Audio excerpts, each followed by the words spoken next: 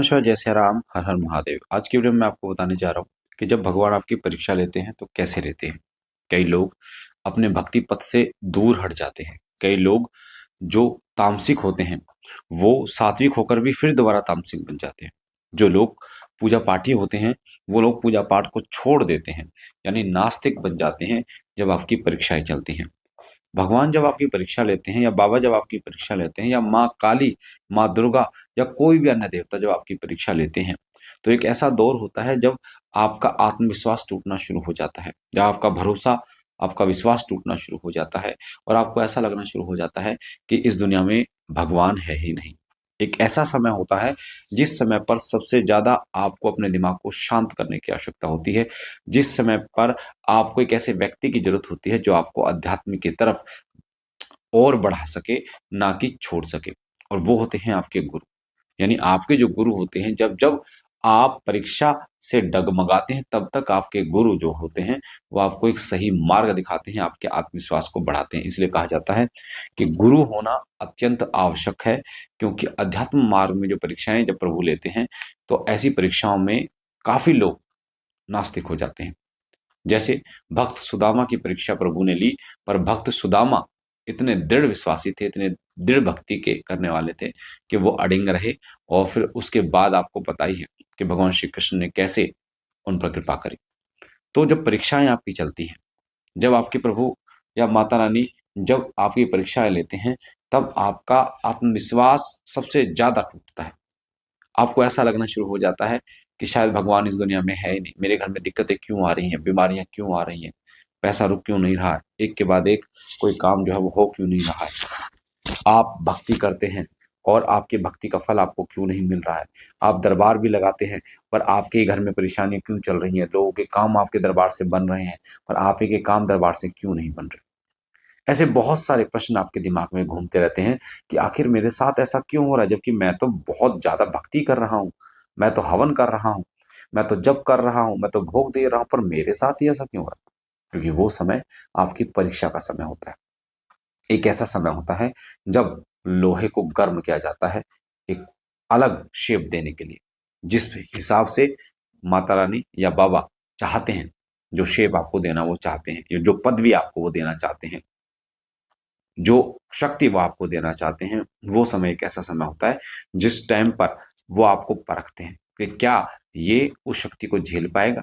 जैसे आपको पता होगा महाभारत काल में अश्वत्थामा में जब ब्रह्मास्त्र को प्राप्त किया था तो ये घमंड आ गया था कि मेरे पास तो इस संसार का सबसे बड़ा अस्त्र है और मेरे जो कुनेर में इतने सारे अस्त्र हैं कि मैं किसी को भी उन अस्त्रों से पराजित कर सकता हूँ। और उसी समय वो भगवान श्री कृष्ण के पास जाकर कहने लगे कि वासुदेव, मैं आपको कुछ देना चाहता हूँ और आपसे सुदर्शन चक्र लेना चाहता हूँ उसके बदले। तब भगवान श्री कृष्ण उनको देखकर हंसे और भगवान श्री कृष्ण ने जब अपना सुदर्शन चक्र उनको दिया तो अश्वत्थामा पे बर्दाश्त नहीं हुआ, उसको झेल नहीं पाए, उनके अंदर वो योग्यता नहीं थी और उसके बाद उन्होंने हाथ जोड़कर उनसे माफी मांगी। तो सामर्थ्यता बहुत जरूरी है। जब भगवान आपको कोई शक्ति देते हैं, कोई चीज देते हैं, कोई दूत, कोई वीर देते हैं, तो सबसे पहले वो आपका चुनाव तो कर लेते हैं पर आपको टेस्ट भी करते हैं कि क्या आप उसको झेलने योग्य हो। ऐसा तो नहीं है कि आप उसको समर्थवान ही नहीं हो कि उसको झेल पाओ। तो कई लोग जो भक्ति में ये समझते हैं कि वो टूट चुके हैं या भगवान उनके नहीं सुनते हैं, तो उनको इस चीजों को भली भांति से जान लेना चाहिए कि ऐसा नहीं होता। वो चाहते हैं आपको बहुत कुछ देना, पर आपको उस योग्य बनाना चाहते हैं कि आप उसको संभाल तो पाओ। जिस योग्य आप होते हैं वो आपको वही देते हैं। अगर आप 10,000 के योग्य हैं तो आपको 10,000 ही मिलेंगे। अगर आप 1,00,000 के योग्य हैं तो 1,00,000 ही मिलेंगे। अगर ऐसा होता कि सबको 10,000 मिलते तो बेटा आज आप देख रहे हो इस संसार में कोई लाख कमा रहा है, कोई करोड़ों भी कमा रहा है, कोई अरबों भी कमा रहा है। जो जितना योग्य है उसको उतना दिया जा रहा है। तो उसी प्रकार से जब आपकी परीक्षाएं चलती हैं तब सबसे बड़ी परेशानी आपके सामने ये आती है कि आपका आत्मविश्वास जो है वो हिलना शुरू हो जाता है भगवान के प्रति। आपको ऐसा लगना शुरू हो जाता है कि भगवान है ही नहीं, मेरे साथ है ही नहीं। मैंने जो पूजा पाठ की उसका कोई फल आपको नहीं मिल रहा। आपको ऐसा लगना शुरू हो जाता है कि आपका विश्वास टूटने लगा है कि भगवान कुछ करता ही नहीं है इस संसार में। आपको ऐसा लगने लगता है कि भगवान ने मेरे से सब कुछ छीना है। यानी नेगेटिव पॉइंट आप देखना शुरू कर देते हैं, ना कि पॉजिटिव पॉइंट। यानी अच्छाइयां देखना आप शुरू नहीं करते हैं। हो सकता है उसने आपको पहले बहुत कुछ दिया हो, पर इस टाइम आपकी परीक्षा चल रही है, पर इस टाइम आप जो आपको दिया उसको ना सोचकर केवल आप उस चीज को सोच रहे हैं कि उसने मुझे क्यों नहीं दिया, या ये जो समय है इस समय पर मेरे साथ ऐसा क्यों हो रहा है। और ऐसे जो लोग होते हैं, फिर कई लोग तो डगमगा जाते हैं और कई लोग जो है वो पार तर जाते हैं। जो पार तर जाते हैं उन पर प्रभु की विशेष कृपा होती है, वो लोग कल्याण करते हैं, उनकी जय जयकार होती है और उनके घर में हर चीज वो होती है। केवल जब आपकी परीक्षाएं चलती हैं तो शारीरिक परेशानियां भी आपको भुगतनी पड़ती हैं। मैं आपको एक बात बता दूं कि भगवान आपके हर पल हर क्षण साथ रहते हैं, बस आपका नजरिया कैसा है ये बहुत महत्व रखता है। एक बार एक व्यक्ति का एक्सीडेंट हो गया और एक्सीडेंट में डॉक्टर ने बोला कि उसका पैर काटना पड़ेगा।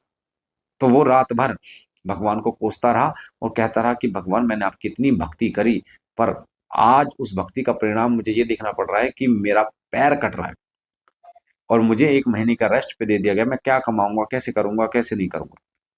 उसी समय भगवान उसके सपने में आते हैं बाबा और कहते हैं कि तेरी भक्ति का ही प्रभाव था जिससे तो केवल तेरा पैर कटा, नहीं तो तेरी तो मृत्यु निश्चित थी बेटा। तेरे भक्ति का सुरक्षा कवच ऐसा था कि उसने तुझे बचा लिया। तब उसको समझ में आता है कि जो हम भक्ति करते हैं वो एक सुरक्षा की कवच की तरह हमारे साथ रहती है, पर हमारा नजरिया जो होता है वो उसको देख नहीं पाता। तो आपको ये समझना पड़ेगा जो आप प्रभु की भक्ति कर रहे हैं वो भक्ति आज ना कल आपकी साथ रह मतलब आएगी, काम काम तो आ रही है, वो आपकी सुरक्षा में है और वो बढ़ ही रही है। पर हम नादान कई बार ये सोचते हैं कि हमें भगवान हमारे अनुकूल चले, भगवान हमें वो दे जो हम चाहते हैं, है ना। हम ऐसा सोचते हैं कि भगवान को वो देना चाहिए जो हम चाहते हैं, और कब देना चाहिए, जब हम चाहते हैं। तो ऐसा नहीं होता बेटा। आपको इस चीज को भली भांति समझना होगा कि आपने जो पूजा भक्ति करी है आपकी भगवान से या माँ से बाबा से कोई डील नहीं हुई कि मैं पूजा पाठ करूंगा और आप मुझे ये दोगे। आपको बता दूं बेटा, उनको तो जरूरत भी नहीं है हमारी और आपकी, क्योंकि वो उनके लिए तो करोड़ों अरबों लोग हैं जो उनकी सेवा करने के लिए तत्पर हैं, लाखों करोड़ों वर्ष तपस्या करने के लिए लोग तैयार हैं, कर भी रहे हैं मात्र उनकी एक झलक पाने के लिए। पर हम थोड़ी सी पूजा का एहसान उन्हें दिखाना शुरू कर देते हैं कि मैंने इतनी पूजा की पर मुझे ये चीज नहीं मिली, क्योंकि हम केवल भौतिक चीजों के पीछे ही भागते हैं। अभी तक हमने ये समझा ही नहीं है, आपने ये समझा ही नहीं है कि आप पूजा क्यों कर रहे हो। जिस टाइम भक्ति पूजा का महत्व आपको समझ में आ जाएगा कि आप अध्यात्म मार्ग के लिए पूजा कर रहे हैं, क्योंकि आपका जो दो इस संसार में दो जीवन होते हैं, एक भौतिक एक आध्यात्मिक। भौतिक जीवन को कमा के अपने परिवार का निर्वाह करते हैं आप मेहनत करके और अपने अकाउंट को जैसे भरते हैं पैसों से, उसी प्रकार आध्यात्मिक जीवन को भी जीना होता है और कर्मों से अपने अकाउंट को भरना होता है अच्छे कर्म करके। तो दोनों जीवन अलग अलग हैं, पर भौतिक के माध्यम से ही आपको आध्यात्मिक जीवन सुखमय बनाया जा सकता है। अगर आप भौतिक के चक्कर में पड़ जाओगे और उलझ जाओगे तो आध्यात्मिक जीवन पर समय ही नहीं दे पाओगे। आप सुबह से आ रहे हो, फिर ओवर टाइम कर रहे हो, फिर कमाना कमाना, फिर कब आप अच्छे कर्म कर रहे हो। तो आपको अपने आध्यात्मिक जीवन को समझना पड़ेगा कि आपका जो आध्यात्मिक जीवन है, मरने के बाद भी एक यात्रा शुरू होती है, वो होती है आध्यात्मिक जीवन की। वो यात्रा सुगम नहीं रहती अगर आपके अच्छे कर्म नहीं है तो। अगर आप चाहते हो कि आपका आध्यात्मिक जीवन सुखमय हो तो उसके लिए आपको निस्वार्थ उनकी भक्ति करनी होगी। किसी भी सिचुएशन में अपने भाव को, अपने विश्वास को अड़ंग रखना होगा कि प्रभु ये जीवन आपका है, आपने दिया है और आपके ही चरणों में समर्पित है। तब आप देखेंगे कि वो अपनी शरण में लेकर आपका उद्धार करेंगे। मुझे आशा है कि ये महत्वपूर्ण वीडियो आपको अच्छी लगी होगी और आपको समझ में आया होगा कि जब भगवान आपकी परीक्षा लेते हैं तो आपके साथ क्या होता है और आपको क्या करना चाहिए। बाकी श्री सिद्ध विश्व शक्ति धाम हर रविवार को लगता है, आप दरबार आ सकते हैं, निःशुल्क दरबार लगता है। अगर आप भूत प्रेत बाधा से परेशान है तो हर महीने संकटनाशक हवन होता है।